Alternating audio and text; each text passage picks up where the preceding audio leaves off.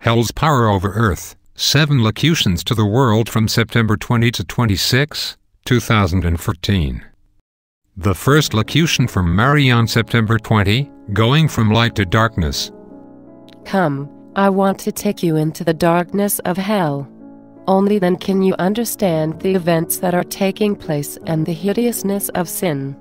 There will be stages of this darkness, and at the very end, we will come to the center, face to face with Satan and his legions.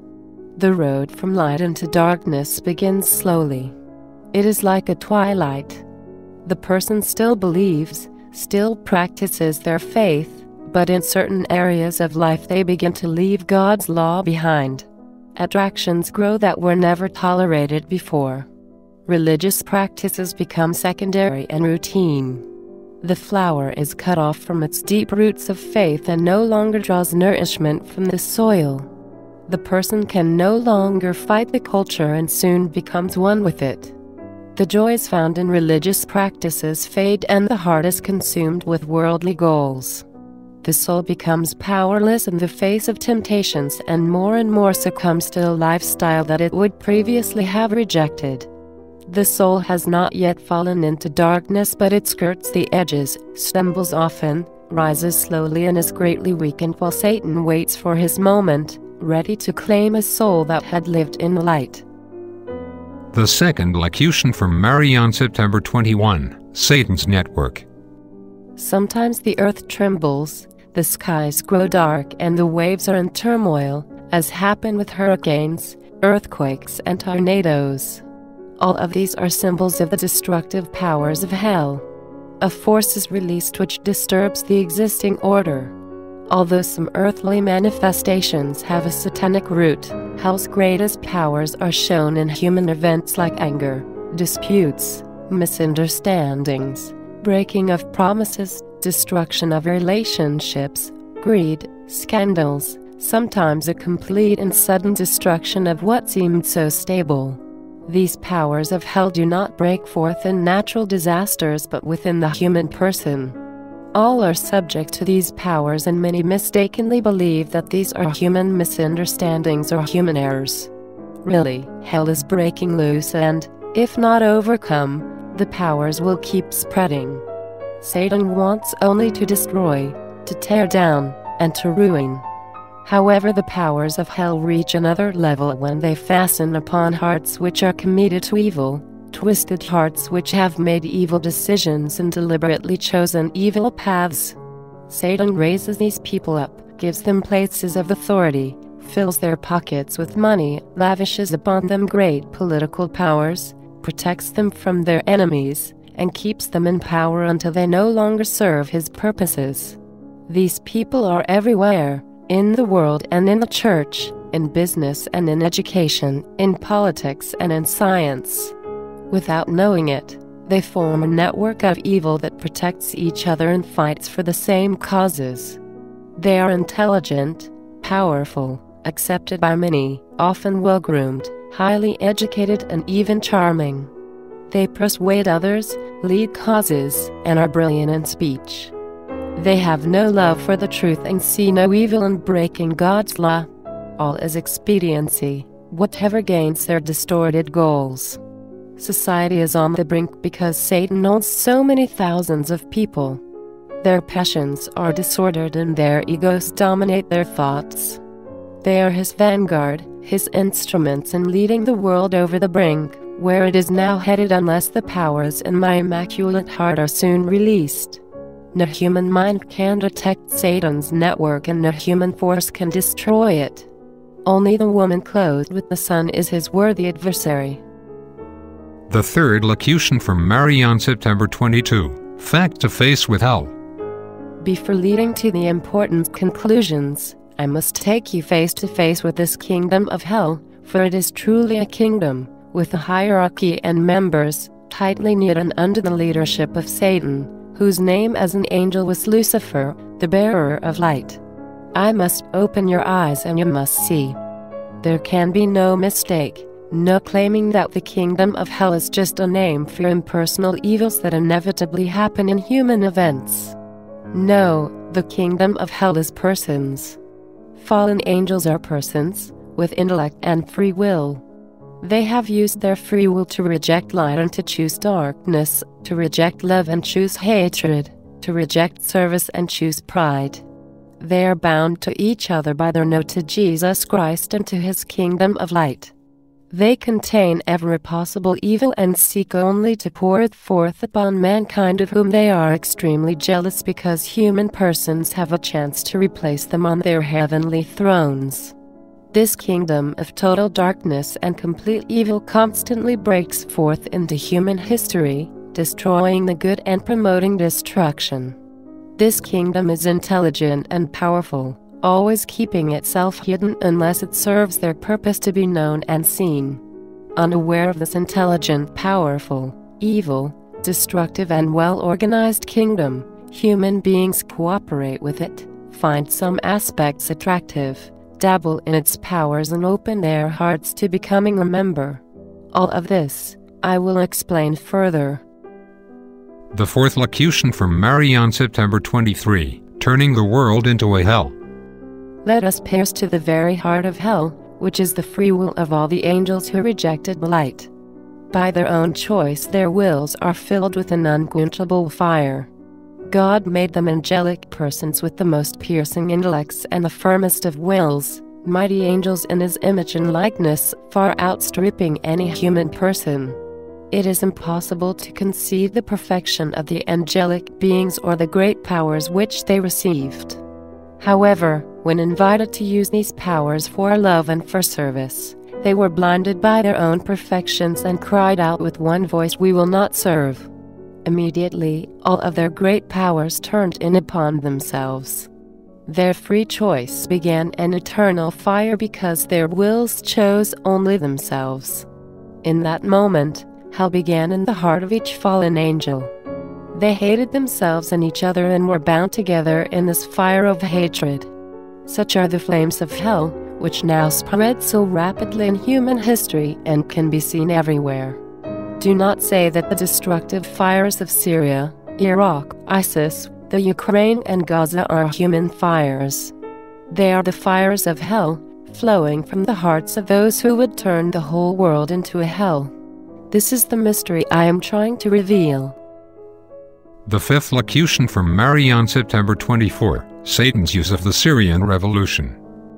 The world is in total ignorance of these destructive powers that I am describing. It relegates these truths to its fiction novels and its movies. It moves in only one plane, as if reality were one-dimensional. It rejects the reality of heaven and the power of hell. Now, as hell feels empowered and able to break forth into the news, the world and its leaders have no answers. So, I must use these locutions to hammer home my basic message. All the destructive events that now make the headlines, the wars, the executions and the extensive, massive human sufferings which follow, come from hell. They do not have a human source. Human beings, knowingly or unknowingly, are merely instruments of hell. The important conclusion is the following. Your human intellects are so puny that you will never have a strategy to defeat these evils. They confound you. They twist you in circles. 1 year you go in one direction. A year later, you go in another. You arm your friends and they become your enemies. You do not even know who is who. You are not sure whom you should bomb and whom you should arm. You do not even know the names of all the groups or how they interact. Whom should I blame? You have long ago cast aside your faith in heaven's help. You have built your own world and taught your children to be secular. Now you are bereft like an unarmed soldier facing a deadly foe. As the events continue, these locutions will grow in importance. Remember that they began with the Egyptian revolution. That was my sign to the locutionist that these words had to go forth. That was the beginning, but it was the Syrian revolution that lit the fuse. I spoke a year ago about this. Now you can see all the evils that have followed. I have not abandoned the world. These locutions are a proof of my care for my children. O reader, Do not think your prayers and sacrifices are small. They are important to me. Your love, especially, consoles me. Continue in your little devotions. My great gifts have not been released. Oh, when will the Holy Father consecrate Russia? I wait, but I also actively prepare for that moment. The sixth locution from Mary on September 25, Hell's nuclear arsenal. There are fires of hell which the world has not yet seen. Only the beginning fires have billowed forth. Hell began in the hearts of the fallen angels. They were created to love God but chose only to love themselves. This fire is an intense hatred for themselves. They did not want God's presence, so they gathered together in their own hatred. What a kingdom!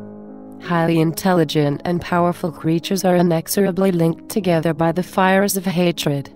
No love and no friendships exist in hell. All are enemies.